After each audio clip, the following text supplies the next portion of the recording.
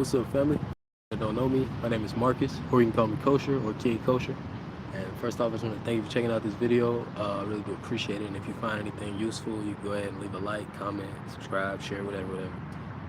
Yeah, man. So another impromptu live, man. This was my first day back at practice after losing my first battle, my first amateur MMA battle, and I don't know, some of the lingering emotions I was talking about the other day definitely are still there. But like, I do feel like all the let's say pain or any other soul static or any other like the quote unquote bad stuff that I'm feeling from it, I recognize that it is coming from like my ego wanting to hold on still. And I think maybe the ego wants to hold on still because like it don't know what else to do, you know. And I realized too, like, because I knew I was supposed to win and then I didn't do the like things leading up to I was thinking about it earlier today, and I'm like, really, it makes a lot of sense. It's just I was ignorant to the fact that that's how it was supposed to go, in the sense that like I was like 98% prepared because there was still 2% that I know I could have and should have done that I didn't do because I thought it would be okay. And it's like, duh, I should have known. Like, in battle, there's no anything less than everything is not enough. So, and maybe that's like the battle of life too, where anything less than everything is not enough. And that's why sometimes it takes so long to succeed in life, or sometimes it takes like, or maybe we could look at it from the opposite perspective, where the ones who do succeed, rich is like the main one, like where people reposition their identity in order to align with that goal. Like not lately, but in this era, people mostly pursue being rich. But there are people who pursue other things too, other forms of power maybe. And it's like, those ones who actually achieve it, they 100%. 98 ain't gonna work. 99.9 ain't gonna work. Like, or if it does, it'll make it more friction. It'll make it harder. It'll take something more. No, it'll just take 100%. It'll just take 100. And the thing is, for me, I was okay with going into battle with 98, and it was subconscious. If I'd have consciously realized that I would need that other 2%. Like, for example, part of that other 2% for me was meditation. And it's such a punch in the face, because like for as long as I've been pursuing seriously, almost, it's been a thing where it's like, I need to meditate, I need to learn to meditate, I need to be better at it. And it's for various reasons, but like in this battle that I just had, it's like, looking back, I realized if I had a habit of meditation and a practice and a skill of meditation, that would have allowed me to further develop the skill of staying in the present moment with my intentions. Like, as the fight kicked off, it's almost like, boom, as soon as the light switched and the ref was like, you ready, let's go, everything was happening so quick that my intention slipped and I was into reactive mode. And had I had that part of that 2%, if I had that practice of meditation, that skill of focusing my mind, I would have been able to lock right into that as soon as the rest said you ready, and I would have been able to stay intentional. And it really pisses me off because I was perfectly intentional all the way up to that very moment. And had I known that that moment would have been enough energy to disrupt what I was already doing, I would have obviously prepared for it, right? Hindsight is 20/20, but it's like, it had to go that way. And like, it did show me that, like I said, 98% ain't gonna cut it, and there's a reason for that. Same thing in life, when you're pursuing those things, like 98% ain't gonna cut it, and there's a reason for that. Because like, let's say you somebody that's pursuing that the money type of success, and you go 98%. Every time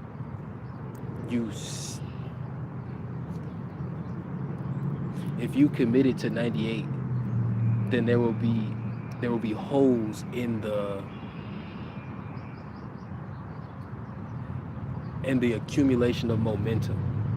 And I remember, I don't know if it was Andrew, I think it was Andrew Tate or somebody else. Maybe he got it from somebody else, but he talked about like a rocket ship, and like rocket ships don't go up and up and up and stop, and then up and up and come back down, and then up and da da da da da. They use 100% momentum, 100% force, and go all the way up, straight up to wherever they're going, or straight out of orbit, or whatever the case may be. Oh, I don't even know how to say that. Holo boy. What up? Good to see you. I appreciate you. But yeah, man, it's like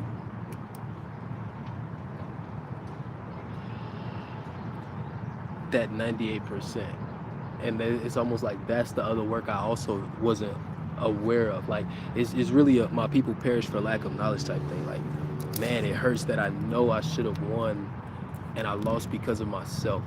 And it snuck up on me too. Like, it was the 2%. And bro, all my life, 98% was sufficient. But in reality, all my life, 98% was insufficient. That's why I ain't at the level that I intended to be already, is because I was doing less than 100%.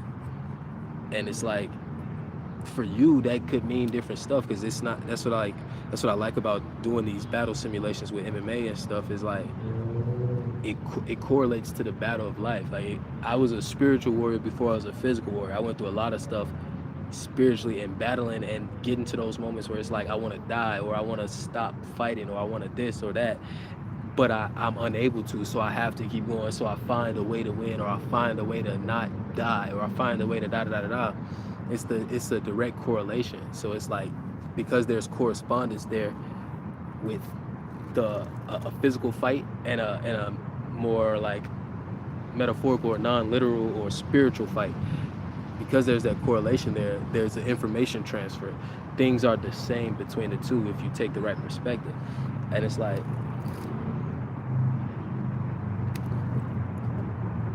because I was so, it really is, you fall, you don't rise to the I forgot how the quote go, but you don't rise to the occasion, you fall to your highest standard, or something like that. And looking back at it, I'm like, that's how it is in all of my life, in a sense. Or like everything that not everything, but a lot of the things that I've intended to manifest, I've had to make adjustments or tweaks or this is or that, is because I wasn't at 100% with it. And then, like I was saying, like for you, 100% could mean something different, but it really, it's like I knew about the 2% that I was missing, you know? And looking back at my life, whenever I wasn't at 100%, if I can isolate one of those moments, I knew about the percentage that I was missing. Maybe not the exact number, but I knew the parts that I was missing. And I convinced myself that that was okay to not address, or I convinced myself that I had done enough other work, or I convinced myself that this would be enough. And it turned out that was out of ignorance. And it's just like, you know, Jesus said in the Bible, like, my people perish for lack of knowledge. That's such a true thing. Like, we just, you don't know, you lack the knowledge. But at the same time, there's like intuition, and your intuition, when you in tune, it's like it informs you of those things that you don't know. And so intuitively, I knew about like the pieces that I wasn't doing. Intuitively, I knew about the pieces that I was allowing myself to lack, right? But like I said, I convinced myself that it was okay. And then it turns out, once the battle started, once the pressure was there, it wasn't okay. And that's how it always goes, right? When you're in that, when you manifest in something and something comes to challenge that manifestation, if it ain't 100%, it ain't gonna work right. And you know the part that you're missing. I know the part that I was missing. And so now it comes into the hard part, which is actually acquiring that missing piece, acquiring that missing 2%. What do you say? Scenario stories 1, Donald Glover, relax. Impossible. I mean, like, it's possible to relax, but that's not what this is about. Like, that maybe that was part of the problem too, that less than 100% was me giving myself too much room to relax, giving myself too much room to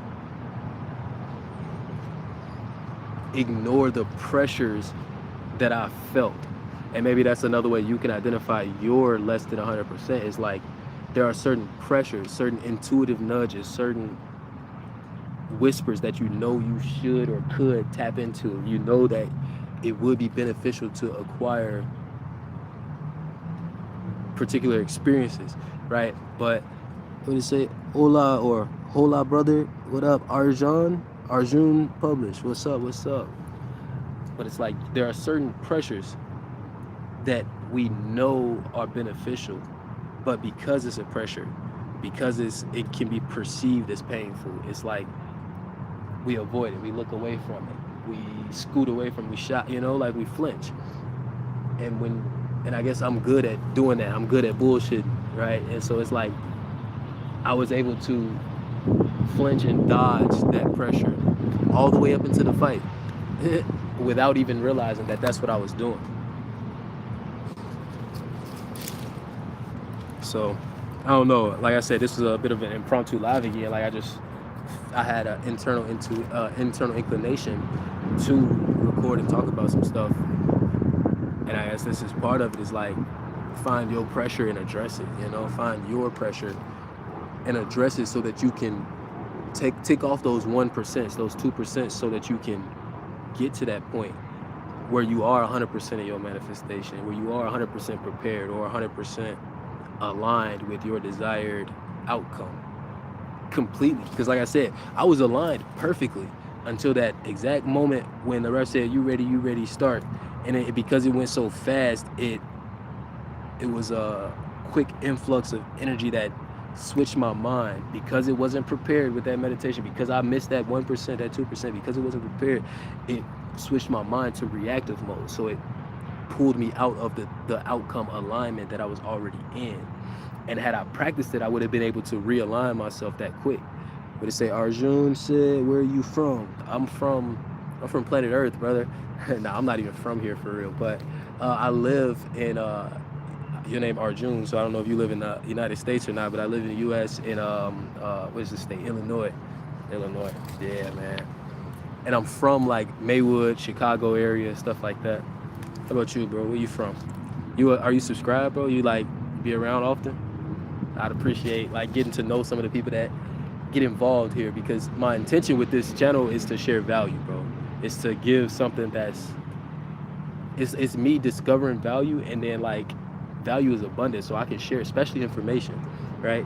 So information and experience as well. Experiences, these are like very abundant things. So for me, I found a lot of value in sharing it, and maybe it's a reciprocal thing, because like I've also found I've received a lot of value from other people's information, other people's experience. So it's like a giving back or a cycle type thing, where to me it's just a beneficial way to live life, really. Would it say yes, like and subscribe, done? I appreciate that, Arjun. Gratitude, man.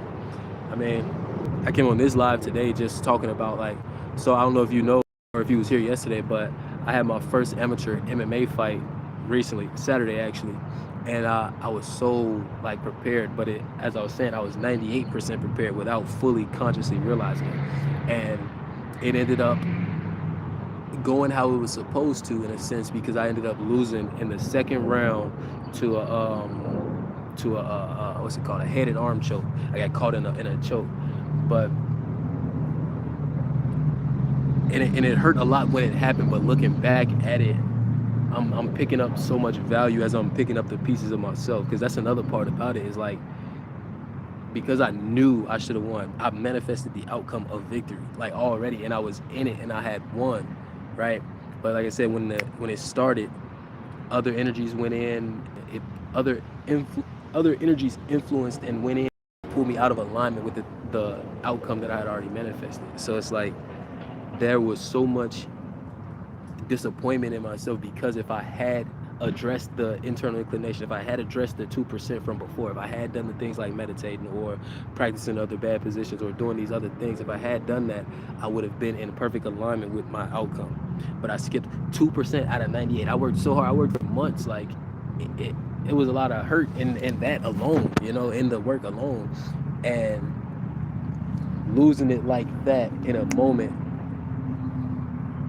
caused a ego death for me, a dark night of the soul. It said, Arjuna said, I am Indian. I'm not able to understand your language. Do you know Hindi? Not yet, not much, or not at all, really. But nope, not yet, man. Are you also Hindu, or you just speak Hindi, or how does that work, Arjun? But yeah, man, it caused the ego death for me. It caused me to. It caused the identity of myself to shatter. Like I couldn't still be honest with myself and keep that same identity. In order to keep that same identity, I would have had to lie to myself or do some type of flinching and running from that pressure again, right? And the negative energy or the disappointment or all the different thoughts going into it and stuff like that put me in a position where not only was I unable to lie and keep that ego intact, I didn't want to, because everything was so clear. If I was being honest with myself, it was very clear. And so like there's a level of pain that comes with accepting a certain identity can no longer live. And then so with ego deaths, because it's a common thing, so with ego deaths most people will begin to rebuild their identity, and I guess subconsciously that's kind of what's happening. But like for me, the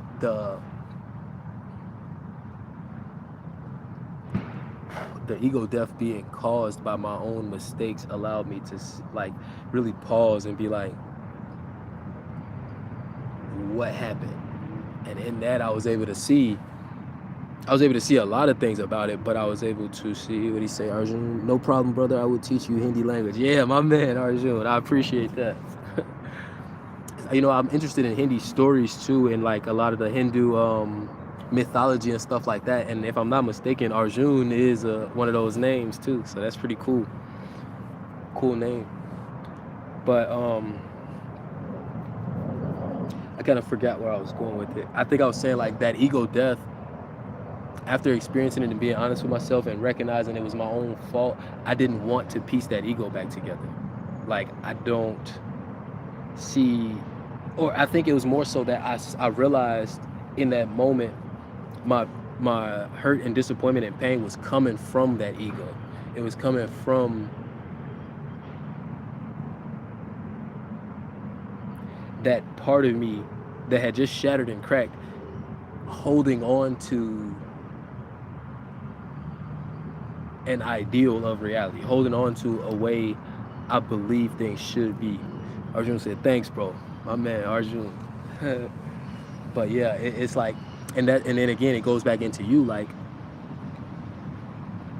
we have an ego, we have a perception of ourselves. And with that perception of ourselves, we also have a perception of the way we believe the world should be, or the way we believe that perception of ourselves can interact with the world and should interact, and the way the world should respond to that perception of self. And I was realizing that the suffering was coming from that perception. Even days after, I'm like, every time I'd be okay and think about things logically and clearly, the pain and the cognitive dissonance and the like anger would come in when that ego, that old version of me would be like, yeah, but I shouldn't have lost. You know, like I should have won, or it's this and that. And it's just clinging on to an identity, clinging on to an ideal, you know? And then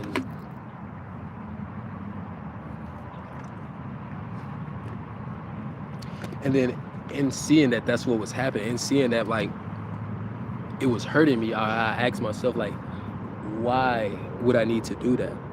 Or where did that come from is another way to look at that same question. And that idea of that ego, it comes from, it comes from society, it comes from other people, it comes from other egos. It's like the blind leading the blind, in a sense, where it's like, that's a trained response, a trained way to be that you learn from other people. Since you was a baby, somebody was calling you a certain name and doing all this stuff. And don't get me wrong, the ego is useful for living life and stuff like that. But like, because we get attached to it, or we like our perception is so strong that we perceive it to be our truth. We perceive it to be the one reality. And then in that perception, we miss out on the one reality. We miss out on real reality. And we block ourselves from certain things. I don't know. It's just a lot to it. And I'm in this place now of wondering and questioning and identifying answers to the problem of the ego and the problem of, do I even need an ego? Do I need to have my ego be my own, or like, what role does my ego actually play? Like, is it actually valuable, or is it actually just something that another societal construct, you know? Because if it's just a societal construct, then now alternatives have to be explored. Like, because if not, then that's just the world telling me the way that I should live, which is like, that's a way to live life, but that isn't life itself. Life itself is living it. And so it's like, if somebody else is controlling your life, then you are, let's say, a slave, or like you're not being yourself. That's the idea. It's like, if I have to have this ego, and I have to have all these things, and I have to be like the guy who don't lose, and I have to do this, is that really me? Is that really important? Is that really like right? Or is that just something that people say you should be? Like, just how people say you should be rich. That's not even true. If you can live a life where you have your needs met and you're happy, you ain't gotta be rich. So if I can live a life where I'm powerful and capable and happy, then I ain't gotta have an ego, right? Like, so this experience is really, it really illuminated that for me. And then now this is why that comes into play, is because today, like I said, today was my first day back training after losing the fight. And so, it's already night in India. What time is it there for you? Oh man, it's only 12:58, so it's almost 1 o'clock in the afternoon for me, bro. Good night, man. Arjun, good night, bro. Have a great night, brother. I appreciate you coming by, man. Looking forward to seeing you more. Be cool. But yeah, today was my first day back training, and like, there was that lingering disappointment, or like I was talking about yesterday on live, the soul static, or the cognitive dissonance that was like painful. And because I recognized that a lot of that pain was being produced from that ego, today when I went into training, the ego was more, I could say, subdued, or less like apparent, or less there, or whatever. But like, today I almost practiced without the ego.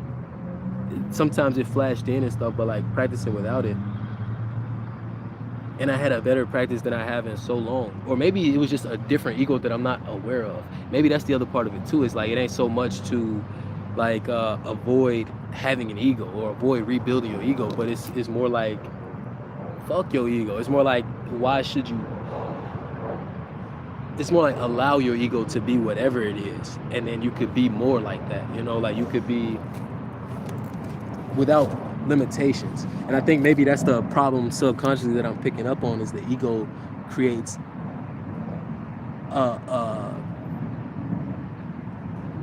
a narrowed perspective, which is essentially a limitation in life, because life is about experience.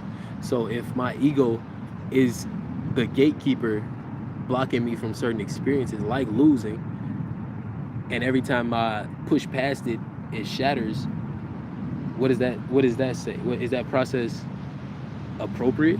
Like, do I have to shatter it, or can I just like, it seems like I can be more powerful if I avoid attaching my identity to an ego. Maybe it's just or I'll be more powerful if I avoid attaching my identity to an ego that I create, and it's better to have an ego that I allow. I don't know, because today, like I said, it was good. And then if I put an ego on it, it's like today, it was just okay in a sense, because I did take some shots. Like, I got punched a little bit. Like, my head right here feel a little tender, you know. But it's because the drill we was doing, like, I was making mistakes in the drill. And because I didn't be like, oh, I got punched, now I'm mad, I was able to make adjustments and avoid getting punched moving forward. Like, I was able to learn better. I was able to grow better. I was able to practice better. And that was just one instance. But I don't know if that was no ego or this unidentified ego, because there was still a level of I could feel it. That's the other part about it too. So maybe that's it. It's like ego is bad because it limits your perspective. And without attaching an identity to the ego, you can have this broader or more sensitive perspective.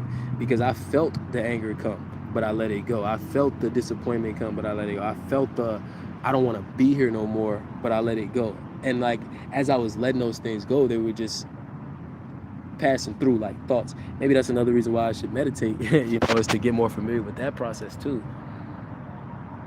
This video longer than I expected already, but like, I don't know, I feel like there's still more to be said, I think. But yeah, man, first day back. And the other part of that too is like, I'm wondering if the ego is so sneaky or so like ingrained in the historical process of humanity that like it's just sneaking back in a different way, and it's my ego telling me that I'm getting rid of an ego and all this other stuff. But like even when I say that, staying in that like internal space of maybe I don't care, or maybe like avoiding attachment to it, it really does feel less potent. It feels less like it has control over me and more like I'm the one doing it, which shows me that I ain't the ego. So maybe that's the whole point of like how I was asking and wondering if the ego is just a social construct or not. Maybe I ain't the ego because there's a thing inside. Some people maybe call it the observer, but there's like something else. I call it the soul. There's something else there that I am by default. Like there was something else there when that ego death happened, when that ego shattered, and I was standing there after the fight. I had, they get you out of the cage so the next fight can go. So after the fight, I got out of the cage, saw the doctor, went to the went and put my clothes on, and then I came back up to the arena, and I was like standing by myself watching one of the next fights, and that's when a lot of the contemplation and understanding and like perception was able to hit me more. And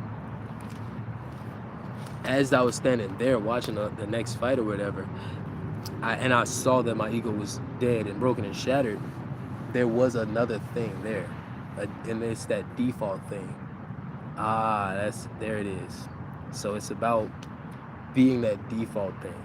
Egos can come and we can create egos and attach to them, and people could cause us to attach to an ego too, because that's another thing where that not being able to having that ego of I ain't one that can lose. That's where it came from a lot. It's from my perception of how other people would perceive me if I lost, or my perception of how other people were perceiving me before I even fought, or my perception of how other people perceive me because of the skill level they've seen, or all these other perceptions of other people's perception of me built or helped me build this ego.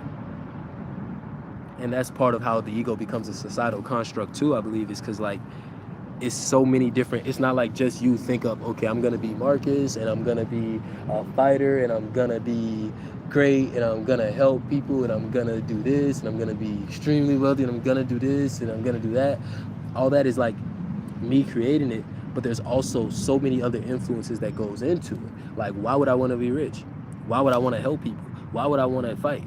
It's like a lot of it has to do with my experience in the world, and that experience in the world is saturated with various energies, saturated with so many different energies, including other people's perceptions, like including when I look at people and they looking at me a certain way and I see that they see something in me, and so it's like now I must live up to that, I must be that thing, because I see it in myself too, so like I have to do it. But it's like that just comes from my reaction to my experience, and society teaches us that the natural reaction is to identify, to be something, to be somebody, to this and that, and create all these thoughts and ideals around the reality that we're experiencing. But in reality, I'm seeing it clear now, is like we just have to be the experiencer. That's what we divinely designed for. That's who we are. That's what we built for. It's just the experiencer, and that includes having the experience of getting an ego. But like I'm seeing now from my own experience, the ego is less valuable than being the experiencer. Like the ego is just another way for the experiencer to experience. So it's nothing wrong with having an ego. But I'm seeing now, perhaps we can go to a deeper level. We can be more, and we can go to a higher level of truth by living in that truth. So I wonder where the ego idea came from. Like, did it come up naturally, or was it a lie somebody told that grew into a new way of life, right? But that default thing, that thing that we are when our ego is gone or shattered or sleeping or dead or like put to the side for a moment, even in meditation, that's sometimes a way to put it to the side and then you see it. So it's like maybe that's another reason why I should be meditating. But yeah, that's it. It's about, so I'm exploring this concept now where it's less about the ego and more about the experiencer.